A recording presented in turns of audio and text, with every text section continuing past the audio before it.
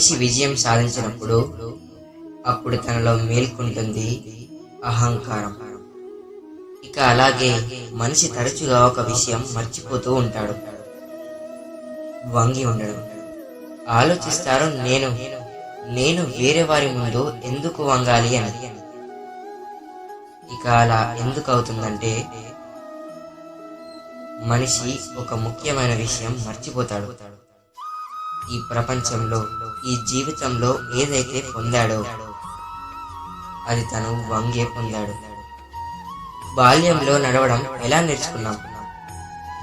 ఈ భూమి పైన వంగి పడుతూ లేస్తూ. పెద్దవారి ఆశీస్సులు ఎలా తీసుకుంటాం? వంగి తీసుకుంటాం. రైతు పంట కోయాలంటే వంగి కోయాల్సిందే. కుండ నుంచి తాగడానికి, నీళ్లు తీయడానికి మనం వంగి తీరాల్సిందే. భగవంతుడి దగ్గర నుంచి ఆశీర్వాదం పొందాలంటే వారి ముందు మనం వంగి ఉండాల్సిందే. తుఫాను వచ్చినప్పుడు వృక్షాలు సురక్షితంగా ఎలా ఉంటాయి? వంగి. గౌరవం ఎలా పొందగలుగుతాం? వంగి ఉండడం ద్వారా.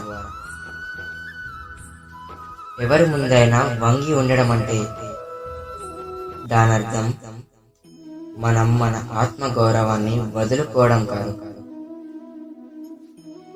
దానర్థం ఏమిటంటే వినయం.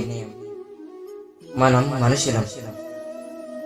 మనం ఆ ఆకాశాన్ని అందుకోవాలంటే